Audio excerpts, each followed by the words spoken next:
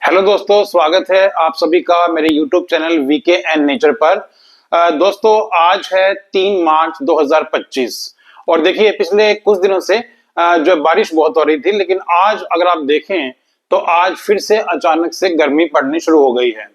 आप कहेंगे कि मैं यहाँ मौसम का जिक्र क्यों कर रहा हूँ। देखिए क्योंकि मौसम का जिक्र इसलिए हो रहा है क्योंकि कभी ठंड कभी बरसात। आपने देखा कि फरवरी का महीना बहुत ही गर्म गया और मार्च में जैसे 1 मार्च आया तो बारिश शुरू हो गई और जैसे बारिश खत्म हुई आज फिर से आप देखें 3 मार्च के दिन काफी ज्यादा गर्मी है और आने वाले दिन अब गर्मी के ही होंगे, ऐसी हम उम्मीद कर सकते हैं।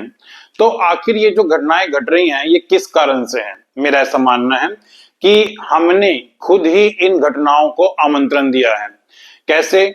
हम पहाड़ों पे जाते हैं, हम ऑन द वे जब भी गाड़ी में जाते हैं, बस में जाते हैं, कूड़ा करकट हम ध्यान नहीं रखते इस बात का कि नेचर जो है वो हमारे लिए बनी है और हमें इसको यानी संजो के रखना है। अगर हम देखें तो पहाड़ों में ऐसी ऐसी जगहें जहां पर पहले कोई नहीं जाया करता था। मैं यहाँ पे जिक्र करना चाहूंगा गौमुख का।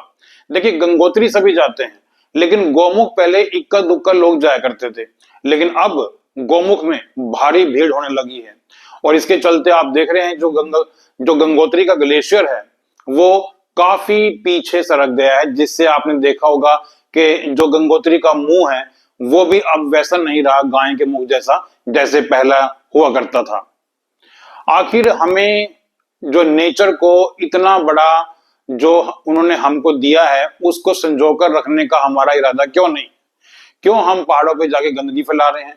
क्यों हम भारी संख्या में जाकर पहाड़ों पे इतना यानी कोहराम मचा रहे हैं कि नेचर भी हमसे डर गई है? तो हमें गंगोत्री तक जाकर ऊपर हमारी सरकार को भी ये सोचना चाहिए कि कितने लोगों को एक दिन में ऊपर भेजना है, क्योंकि अगर ग्लेशियर पिघलते रहे तो गंगा मां के अस्तित्व को ही खतरा होगा। तो इसलिए मेरी आप सबसे हाथ जोड़ के गुजारिश है कि आप जब भी पहाड़ों में जाएं तो वहां की नेचर को संजो के रखें और आसपास अपने कूड़ा करकट इकट्ठा ना होने दें।